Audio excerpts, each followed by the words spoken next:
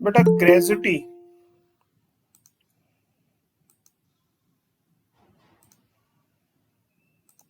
अगर हम ग्रेजुटी के बारे में पढ़े बेटा तो दो टाइप के एम्प्लॉइज होते हैं, एक गवर्नमेंट एम्प्लॉय होता है और एक नॉन गवर्नमेंट। तो गवर्नमेंट एम्प्लॉय को कोई भी ग्रेजुटी अगर मिलती है तो वो एग्जम्प्ट होगी। नॉन गवर्नमेंट एम्प्लॉय के लिए मुझे ये देखना है कि, सर हाँ जी बोलो। कौन सा लेसन करवा रहे हो सर? नेक्स्ट बेटा सैलरी हेड का नेक्स्ट रिटायरमेंट वाला। ठीक है सर। 6th chapter. चलो बेटा इसके अंदर दो टॉपिक हैं, कवर्ड अंडर ग्रेजुटी एक्ट और covered not covered under gratuity act. तो नॉन गवर्नमेंट एम्प्लॉय के केस में या तो ये वाले रूल सारे फॉलो हो जाएंगे या हमारे पास ये वाले रूल फॉलो हो जाएंगे। तो इसके लिए हम एक एग्जांपल देखते हैं। Question number 5, page number 147। ठीक है बेटा, ध्यान से देखना क्या कह रहा है वो, और फिर हम उसके रूल्स को देखेंगे कि कौन सा रूल मुझे फॉलो करना है।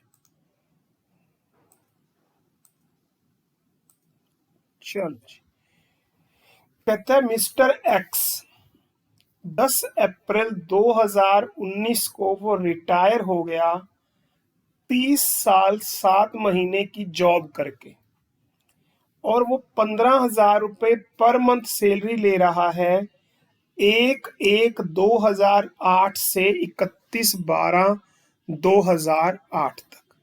तो अगर मैं अपने पहले पॉइंट की बात करूं तो जो मेरा पहला पॉइंट है वो ये है कि वो 1/1/2018 से लेकर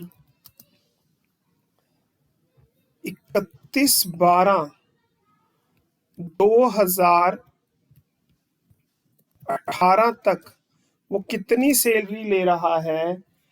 15,600 रुपये, sorry 15,000 per month. And after that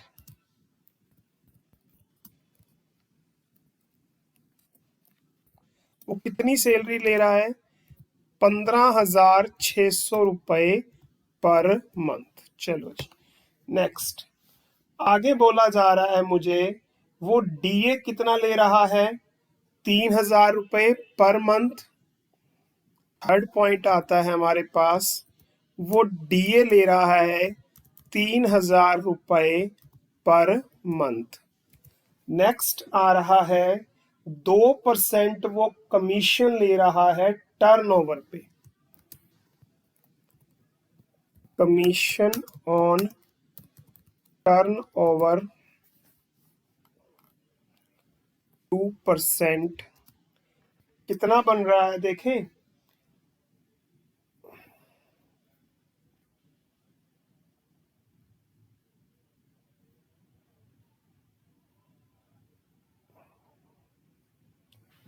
यहाँ पे कमीशन उसने नहीं दिया हुआ क्या? And 2% commission on sale achieve by him, turnover achieved by him during the 10 month 24 lakh है।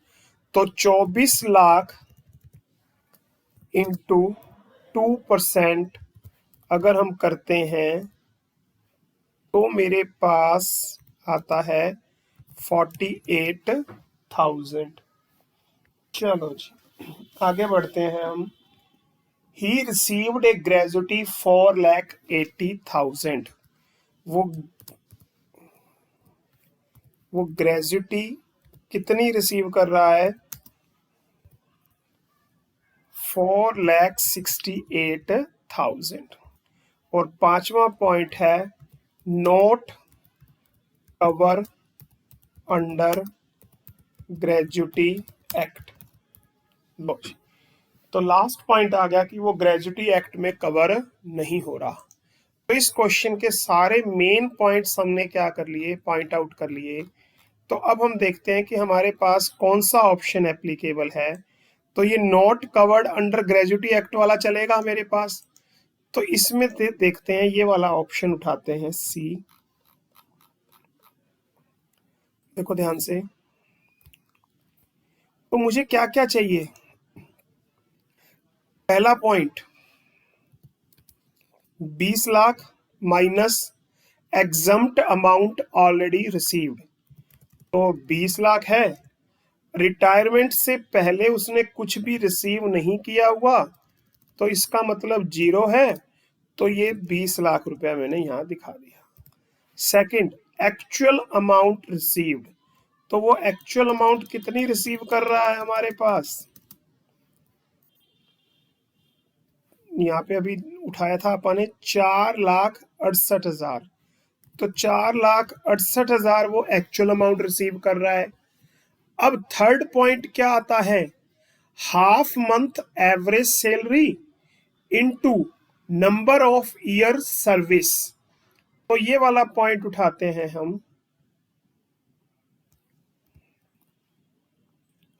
लो जी, क्या लिखना है, half month average salary into number of year service, तो यहाँ पे नंबर ऑफ ईयर जो सर्विस है वो 30 ईयर 7 मंथ है, बट यहाँ ब्रैकेट में देखो बेटा, part of the year left, जो कि पार्ट ऑफ द ईयर है वो मुझे छोड़ देना है, तो नंबर ऑफ ईयर सर्विस की जगह तो मैं 30 लिख देता हूं। क्लियर है। अब मेरे पास ऑप्शन है कि मैं हाफ मंथ की सैलरी कैसे फाइंड करूं। लो जी, ये 30 तो मैंने लिख दिया, अब मुझे ये पॉइंट फाइंड करना है कि हाफ मंथ की एवरेज सैलरी कैसे निकालें। तो इसके लिए भी आगे हमारे पास ऑप्शन दिया हुआ है, क्या ऑप्शन है वो मैं देखता हूं। लो जी, एवरेज सैलरी निकालनी है, ये लो जी मैंने कंट्रोल सी कर दिया, ठीक है। लो जी, अगर एवरेज सैलरी मुझे पता चल जाए तो उसका हाफ मैं कर लूंगा अपने आप ही, और एवरेज सैलरी का मतलब क्या है, लास्ट 10 मंथ की सैलरी, यानी कि लास्ट 10 मंथ की बेसिक, डीए, कमीशन और डीपी लेना है मुझे लास्ट 10 मंथ का। तो लास्ट 10 मंथ की बेसिक निकाल के देखें तो वो रिटायर कब हो रहा है बेटा, देखो वो रिटायर हो रहा है 10 अप्रैल 2019 को वो रिटायर हो रहा है, तो उससे पीछे के अगर हम 10 मंथ्स काउंट करें तो मार्च, फरवरी, जनवरी, दिसंबर, नवंबर, अक्टूबर, सितंबर, अगस्त, जुलाई और जून। ठीक है बेटा, तो ये जो 10 महीने होंगे उसके 1 जून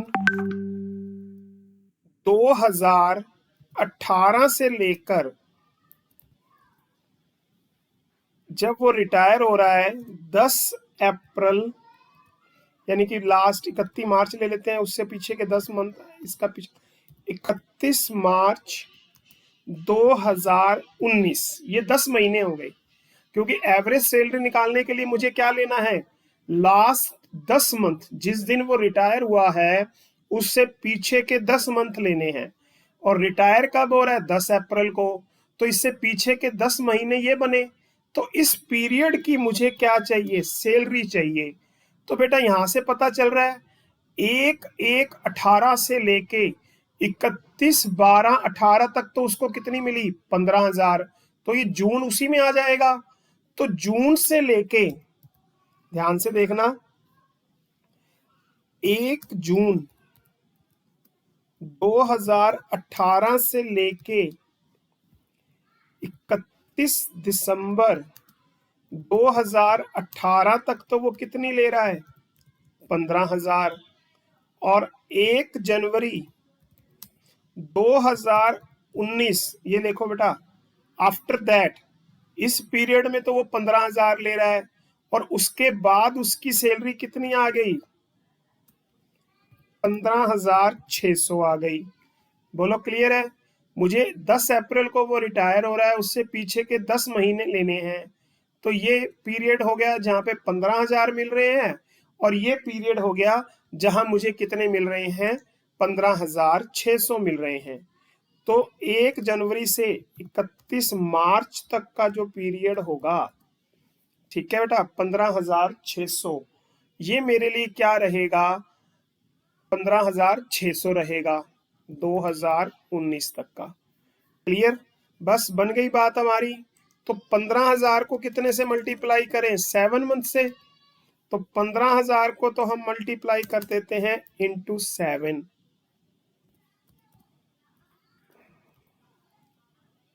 ठीक है जी, चले। और 15,600 को मैं मल्टीप्लाई कर देता हूं 3 से। लो जी, तो 15,600 को मैंने मल्टीप्लाई कर दिया 3 से, तो ये आ गया 46800। ठीक है बेटा, तो इसका मतलब जो मेरा टोटल बन गया यहां पर सैलरी का 1,51,800 रुपये बन गया बेटा। कितना बन गया इसका टोटल, 1,51,800 रुपये मेरी बेसिक सैलरी बन गई। तो बेसिक सैलरी कितनी दिखाएंगे, 1,51,800। ठीक है बेटा, लो जी,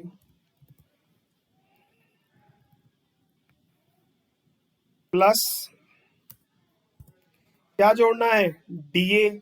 डीए के लिए भी उसने साफ लिखा हुआ है कि 3,000 रुपये पर मंथ डीए है, और ये सैलरी का ही क्या है, पार्ट है। क्लियर? तो 10 महीने का ही लेना है, तो 3,000 है, 10 महीने का कितना हो जाएगा, 30,000 हो जाएगा। कमीशन उसने बोला ही हुआ है कि लास्ट 10 मंथ का क्या है, 48,000 है, और 48,000 हमने क्या जोड़ दिया, कमीशन जोड़ दिया। डीपी हमें यहाँ पे दिया ही नहीं हुआ, तो उसको हम क्या ले लेंगे, 0 ले लेंगे। बोलो क्लियर है बेटा? तो मुझे कितने मंथ का चाहिए था, 10 मंथ का, तो इसका जोड़ कर देंगे, और एवरेज लेना है तो डिवाइड बाय क्या कर देंगे, 10 कर देंगे। तो जब ये सॉल्व करोगे तो ये आपका इतना आ जाएगा, 22,980। फिर से रिपीट कर रहा हूं बेटा, पॉइंट क्या था, पहला पॉइंट 20 लाख कोई प्रॉब्लम नहीं, एक्चुअल अमाउंट कोई प्रॉब्लम नहीं, हाफ मंथ एवरेज सैलरी लेनी थी, और नंबर ऑफ सर्विस ईयर 30 लिए, 7 इसलिए हटा दिया कि मना किया हुआ है। अब प्रॉब्लम तो हमें एवरेज सैलरी कर रही है, लास्ट 10 मंथ की लेनी है जब वो रिटायर हुआ है। तो वो 10 अप्रैल को रिटायर हुआ है, तो इससे पीछे के 10 महीने हमने काउंट कर लिए सिंपल। और जब सैलरी देखी तो इन 7 महीनों में उसे कितनी मिली, 15,000, और बाकी के 3 महीनों में उसे 15,600 मिली। तो इनका टोटल किया तो 51,000, 1,51,800। डीए लेना है, इफ है लेना है तो 10 महीने का, 3,000 1 महीने का था, 10 से मल्टीप्लाई किया 30,000 हो गया। कमीशन हमें 48,000 दिया ही हुआ है, 0/10। तो ये सारा करने के बाद मेरे पास कितना आ गया, 22,980। तो मैं यहाँ पे पुट कर देता हूँ 22,980। तो इसका हाफ कर लेंगे, और फिर इसको हम क्या कर देंगे, 30 से क्या कर देंगे, मल्टीप्लाई। तो ये जब हम सारा पोर्शन कर लेंगे तो मल्टीप्लाई करने के बाद मेरे पास आ जाएगा 3,44,700 रुपये आ जाएगा। तो इन तीनों में से मिनिमम अमाउंट कितनी है, 3,44,700 रुपये है। तो मेरा ग्रेजुटी का अमाउंट क्या निकलेगा, टैक्सेबल, तो 4,68,000 मुझे मिल रहे हैं, और 3,44,700 मेरा क्या हो जाएगा, एग्जम्प्ट हो जाएगा, और बाकी बची हुई अमाउंट मेरी क्या हो जाएगी, टैक्सेबल हो जाएगी। बोलो बेटा, किसी को कुछ पूछना है तो बताओ अभी मुझे, अदरवाइज मैं एक नेक्स्ट टॉपिक स्टार्ट करा रहा हूँ, पेंशन। सर हाँ बोलो। सर आपने इसमें एवरेज सैलरी में डीपी इंक्लूड किया है, डीपी है ही नहीं बेटा, 0 मतलब है। फॉर्मूला में आपने डीपी ऐड किया है, हाँ, बट बुक में इन्होंने 3 ही आइटम दी हुई है, डीपी है ही नहीं। बेटा डीपी दिया हो चाहे ना दिया हो, वो बेसिक सैलरी का पार्ट ही होता है।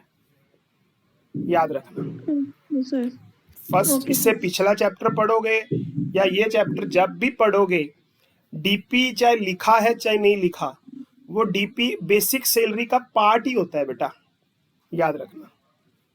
Okay sir. ठीक है, डीपी अगर दिया है चाहे नहीं दिया, जोड़ना है।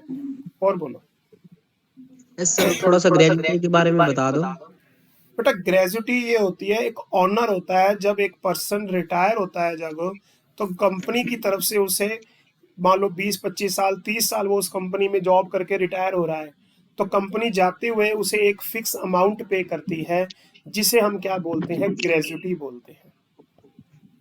एज ए ठीक ऑनर है। भी कह सकते हो आप इसको।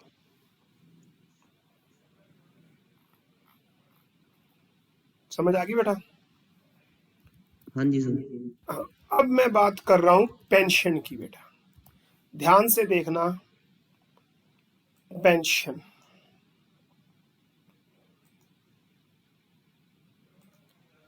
है क्या चीज? देखो देखा, फिर से वही प्रॉब्लम आएगी बेटा। अब हम कौन सा टॉपिक कर रहे हैं, रिटायरमेंट वाला। तो ग्रेजुटी में मैंने किस कैटेगरी में लिए थे, गवर्नमेंट एम्प्लॉय और नॉन गवर्नमेंट एम्प्लॉय। यहां पर भी मैं क्या कर रहा हूं, गवर्नमेंट और नॉन गवर्नमेंट एम्प्लॉय। सबसे पहले तो आप ये देखो, एनओटी नोट करके मैंने एक नीचे पॉइंट लिखा हुआ है, ये पढ़ेंगे पहले बेटा। पेंशन सबको पता है कब मिलती है, जब एक पर्सन रिटायर हो जाता है, तो रिटायर होने के बाद मंथली जो उसे पैसे मिलते हैं उसकी कंपनी के द्वारा या उसकी संस्था के द्वारा, उसे हम पेंशन बोलते हैं बेटा। क्या बोलते हैं? पेंशन बोलते हैं। तो बेटा याद रखना, अगर किसी पर्सन को मंथली पेंशन मिलती है, क्या मिलती है, मंथली, तो वो उसकी टैक्सेबल होगी, चाहे वो गवर्नमेंट एम्प्लॉय है और चाहे वो नॉन गवर्नमेंट एम्प्लॉय है। पॉइंट क्लियर हो गया बेटा? एक वर्ड है दूसरा, कम्यूटेड पेंशन। कम्यूटेड पेंशन क्या होती है, ध्यान से सुनना बेटा। मैं कंपनी से रिटायर हो गया, कंपनी ने मुझे बुलाया कि ऐसे है जी, दो ऑप्शन आपको हम दे रहे हैं। एक ऑप्शन तो ये है कि आप मंथली हमसे पेंशन के रूप में 30,000 रुपए मंथली ले लिया करो, और जब तक आप जिंदा रहोगे, अलाइव रहोगे, हर महीने आपको 30,000 रुपए कंपनी देती रहेगी। ठीक है, ये तो मंथली हो गया। कंपनी कहती है हम आपको एक ऑप्शन और देते हैं, मंथली वाला छोड़ो, ऐसे करो, एक लमसम अमाउंट आपको हम दे देते हैं। क्या दे देते हैं? एक लमसम अमाउंट, 5 लाख, 10 लाख, 6 लाख रुपए, या जो भी एनी बॉडी एनी अमाउंट, वो आपको हम दे देते हैं। उसके बाद आपको हम मंथली पेंशन नहीं देंगे, बस वो लमसम अमाउंट ले लो, वो आपकी पेंशन ही हो गई। तो उसे कम्यूटेड पेंशन बोलते हैं। क्या बोलते हैं? कम्यूटेड। यानी कि मंथली पेंशन की जगह जब मुझे एक लमसम अमाउंट मिल जाती है, तो उस वैल्यू को हम क्या बोलते हैं? Commuted pension. तो याद रखना बेटा, अगर मंथली ले रहा हूं तो कोई रूल नहीं लगेगा, जितनी अमाउंट मिल रही है सारी टैक्सेबल होगी, चाहे वो गवर्नमेंट एम्प्लॉय है चाहे वो नॉन गवर्नमेंट एम्प्लॉय है। But in the contrary, commuted यानी कि मैं मंथली की जगह इकट्ठी अमाउंट, लमसम अमाउंट ले लेता हूं, यानी कि कम्यूटेड वैल्यू ले लेता हूं पेंशन की, तो मेरे पास दो ऑप्शन आते हैं, एक गवर्नमेंट एम्प्लॉय है और एक नॉन गवर्नमेंट एम्प्लॉय है। क्लियर बेटा? अगर लमसम अमाउंट ले रहा हूं मैं सिर्फ, तो गवर्नमेंट एम्प्लॉय के लिए तो वो एग्जम्प्ट है। नॉन गवर्नमेंट एम्प्लॉय के लिए दो ऑप्शन है, वो ग्रेजुटी रिसीव कर रहा है या नहीं,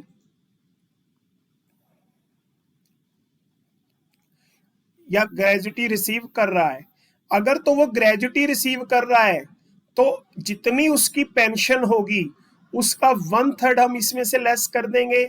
अगर वो ग्रेजुटी रिसीव नहीं कर रहा, तो आधी अमाउंट उसकी टोटल वैल्यू में से क्या कर देंगे? लेस कर देंगे। मैं फिर से पूरा एग्जांपल समझा रहा हूं। मैं कंपनी के पास गया, मैंने कहा कंपनी से कि मैं रिटायर हो रहा हूं। कंपनी कहती है ठीक है जी, आपको आज से हम 30,000 रुपए पर मंथ पेंशन देनी स्टार्ट कर देते हैं, तो वो 30,000 रुपये पर मंथ के हिसाब से मेरे टैक्सेबल होंगे, चाहे मैं गवर्नमेंट हूँ चाहे नॉन गवर्नमेंट हूँ। मैं कंपनी के पास गया, मैं कह जी मैं रिटायर तो हो रहा हूँ बट मुझे मंथली पेंशन नहीं चाहिए।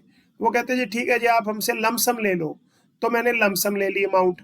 तो उसमें देखा जाएगा कि मैं गवर्नमेंट एम्प्लॉय हूँ तो वो एग्जाम्प्ट हो जाएगी, अगर नॉन गवर्नमेंट हूँ तो उस ग्रेजुटी देखकर हम उसको क्या कर देंगे, उसका एग्जाम्प्ट पार्ट निकाल लेंगे। बट आजकल क्या है, कई एम्प्लॉय बड़े तेज होते हैं, वो कहते हैं जी मेरी टोटल पेंशन कितनी है 30,000। ऐसे करो जी 30,000 में से 12,000 तो मुझे मंथली देते रहो और 18,000 जो बच गए उसके हिसाब से एक लमसम अमाउंट भी दे दो। यानी कि मैंने दोनों का फायदा उठा लिया।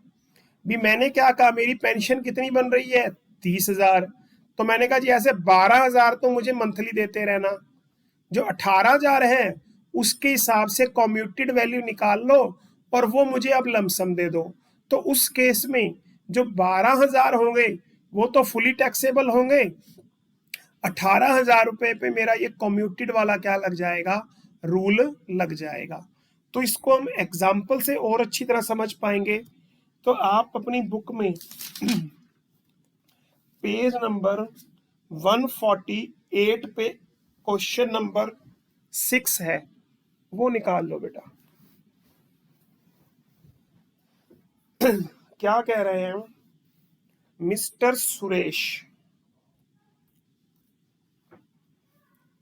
गेटिंग पेंशन 12,000 रुपए per month during the previous year, he got his 2/3 of the pension commuted and received 7,38,000। दो ऑप्शन दे दिए कि वो ग्रेजुटी रिसीव कर रहा है और ग्रेजुटी रिसीव नहीं कर रहा है। पहला पॉइंट तो ये देखो बेटा ध्यान से कि वो पेंशन कितनी ले रहा है।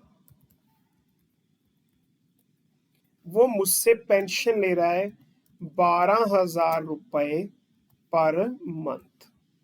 सेकंड पॉइंट कहता है उसने क्या किया, अपनी पेंशन का 2/3 जो पार्ट है, टोटल जो पेंशन का 2/3 पार्ट है वो कम्यूटेड करवा लिया। तो कम्यूटेड कितना करवाया है उसने, कम्यूटेड पेंशन उसने 2/3 पार्ट क्या करा लिया, कम्यूटेड करा लिया। क्लियर। अब बारी आती है उसके बाद मुझसे ये पूछा गया कितनी अमाउंट रिसीव करी। उसने अमाउंट रिसीव की है एज कम्यूटेड 2/3 पार्ट जो उसने कम्यूट कराया, उसके बदले में उसने कितनी अमाउंट रिसीव करी, 7,38,000। ठीक है जी। अब हम ऑप्शन पूछते हैं उससे कि उसने क्या क्या ऑप्शन दिए हैं मुझे। इफ ही रिसीव्ड ग्रेजुटी, अगर तो वो ग्रेजुटी रिसीव कर रहा है तो जितना कम्यूटेड पार्ट होगा उसका 1/3 एग्जम्प्ट हो जाएगा। ठीक है बेटा। तो ये सीधा नहीं होगा, अगर आप इसको ऐसे करते हो, आप कहोगे जी ऐसे सर 7,38,000 क्या है, उसकी कम्यूटेड वैल्यू है और इसको हम क्या करते हैं डिवाइड बाय थर्ड कर देते हैं और इसका जो आंसर आएगा वो एग्जम्प्ट होगा। यहाँ पे 7,38,000 है, उसका हाफ कर देते हैं और ये अमाउंट आ जाएगी, ये क्या हो जाएगी, एग्जम्प्ट हो जाएगी। तो इस केस में 7,38,000 में से हम ये वाली अमाउंट लेस कर देंगे और उधर वो वाली अमाउंट लेस कर देंगे। तो ऐसा करेंगे तो क्वेश्चन हमारा गलत होगा। सबसे पहला स्टेप जो करना है मुझे इस क्वेश्चन को सॉल्व करने के लिए, वो कौन सा करना है वो ध्यान से देखो। सीधा नहीं करना, पहले हम क्या निकालेंगे, उसकी टोटल पेंशन कितनी है 12,000 रुपए पर मंथ। उसने टोटल पेंशन का कितना पोर्शन कम्यूटेड कराया है, 2/3।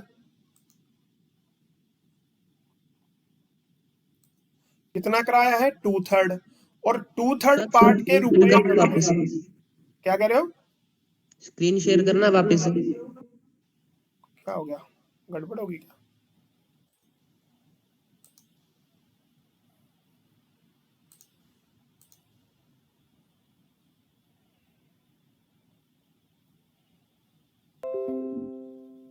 होगी अब? Yes sir.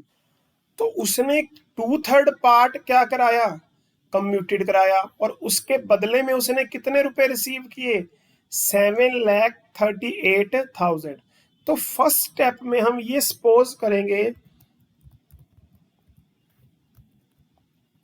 कि अगर वो फुल अमाउंट क्या कराता,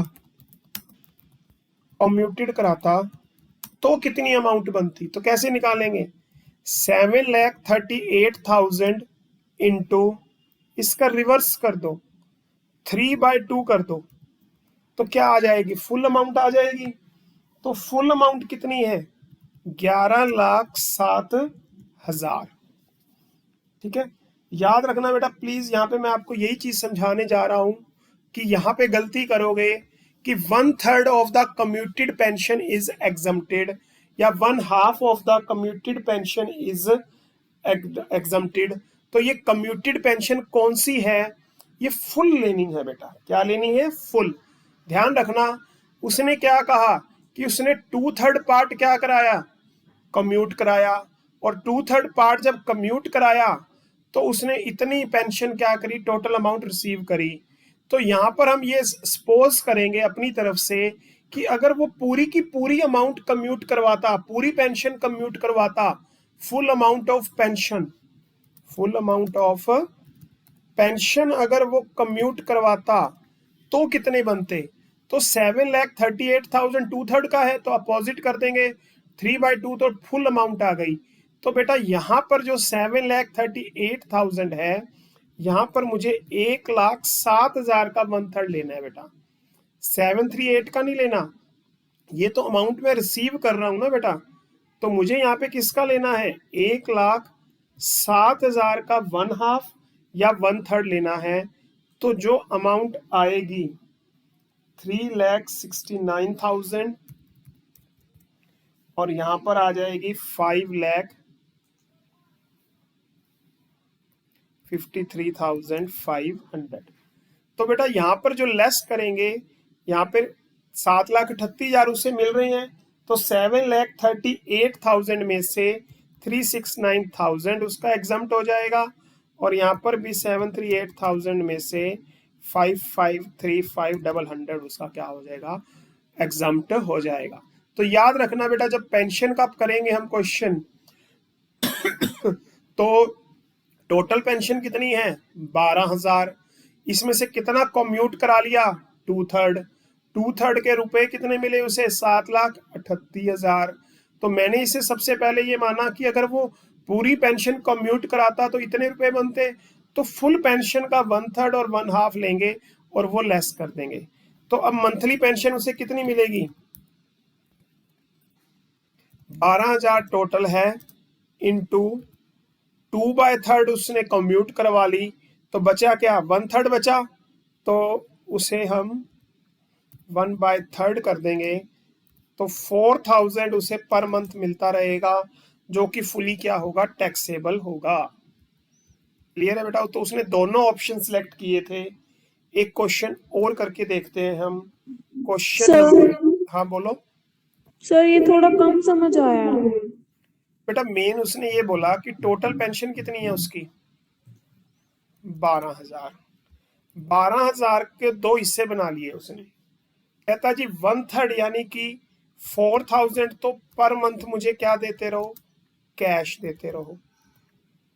ठीक है, बाकी कितने बच गए, 2/3 यानी कि 8,000 पर मंथ जो आपने मुझे देना है, उसकी जगह मुझे क्या करो, आप कम्यूटेड वैल्यू दे दो। क्या दे दो, लमसम दे दो। आप वर्ड लमसम लिख लेते हैं। क्लियर, मुझे लमसम अमाउंट दे दो। तो इस 8,000 की जगह उसे क्या लमसम अमाउंट दी गई, 7,38,000। तो इसके लिए हमारा रूल बना हुआ है कि वो एग्जम्पशन निकाल सकते हैं। तो उन्होंने ऑप्शन दिया कि अगर ग्रेजुटी मिलेगी तो 1/3, अगर ग्रेजुटी नहीं मिलेगी तो 1/2। मेन प्रॉब्लम ये है कि किसका 1/3 और किसका 1/2 करना है। जनरली क्या करते हैं हम 738 का 1/2 या 1/3 करते हैं, वो गलत है। हमें यहाँ पे क्या लेना है, हम ये सपोज करेंगे अपनी तरफ से कि मान लो उसकी पूरी पेंशन ही अगर वो लमसम करवा लेता, यानी कि वो 12,000 के 12,000 रुपए ही लमसम करवा लेता, तो कितने बनते? तो 2/3 के इतने बन रहे हैं, तो फुल अमाउंट को रिवर्स करके निकालते हैं। तो पूरी अमाउंट अगर 12 के 12,000 वो लमसम कर लेता तो इतने पैसे मिलते हैं उसको। तो इसी का हमने 1/3 और 1/2 निकाला है। बोलो, अब समझ आए? हाँ जी सर। अभी ये क्वेश्चन और करके देखते हैं। क्वेश्चन नंबर 7 कहता है mister A retired from government service, he received pension 10,000 per month, he got lump sum amount 5 lakh, ठीक है, as the commuted value of 1/4 pension.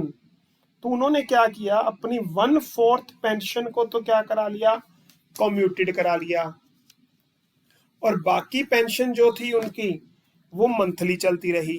तो वो है क्या, गवर्नमेंट एम्प्लॉय है, तो उसकी मंथली पेंशन निकालने पहले।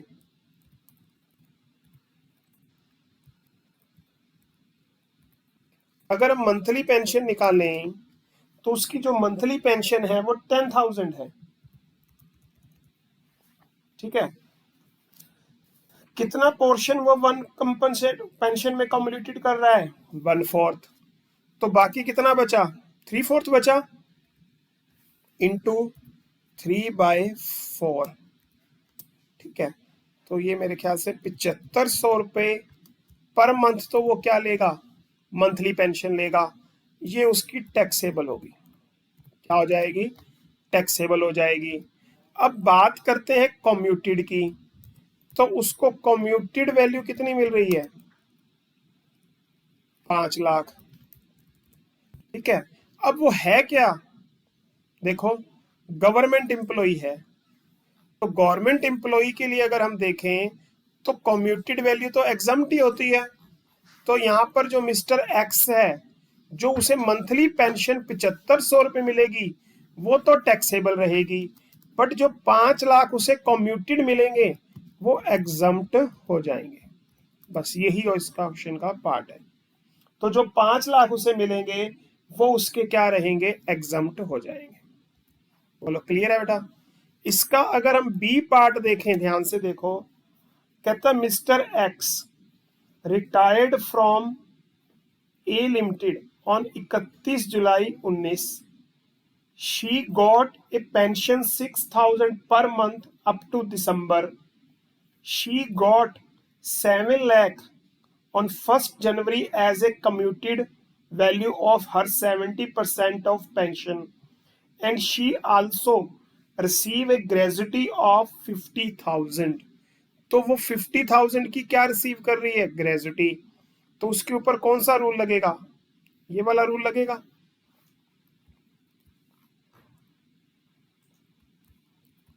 इफ ही रिसीव्ड ग्रेजुटी, तो अब देखते हैं कि उसे मंथली पेंशन कितनी मिल रही है। लो जी, उसे मंथली पेंशन मिल रही है 6,000 पर मंथ, और वो कम्यूटेड कितनी करा रहा है, 7 लाख। कितने परसेंट हिस्सा करा रहा है, 70% शेयर वो क्या करा रहा है, अपना कम्यूटेड करा रहा है। तो कैसे निकालेंगे बताओ, अभी हम सीख के हटे हैं कि क्या मैं 7 लाख का 1/3 निकालूंगा या पहले इसको सपोज करके फर्स्ट स्टेप चलूंगा।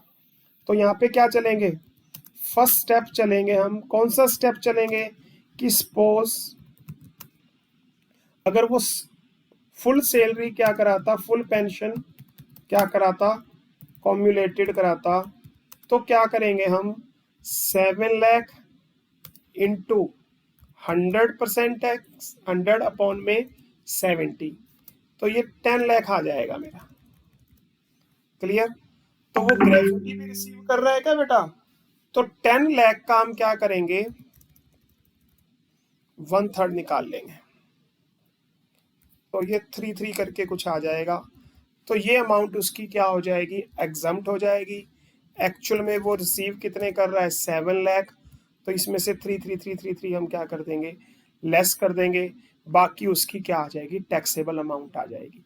यानी कि पेंशन को जब हम करेंगे गवर्नमेंट एम्प्लॉय के लिए, तो मंथली को तो भूल जाओ आप, मंथली तो सारी ही सारी क्या होगी, टैक्सेबल, उसको तो साइड में कर दो।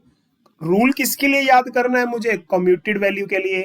तो कम्यूटेड वैल्यू में अगर गवर्नमेंट एम्प्लॉय है तो एग्जम्प्ट होगी, अगर नॉन गवर्नमेंट है तो कम्यूटेड वैल्यू को पहले फुल निकाल लो, फिर उसके बाद देखो कि अगर वो ग्रेजुटी ले रहा है तो वो रूल लगेगा, नॉन ग्रेजुटी है तो दूसरा रूल लगेगा। बोलो समझ आया कि नहीं आया बेटा पॉइंट? Yes sir. हाँ हाँ बोलो।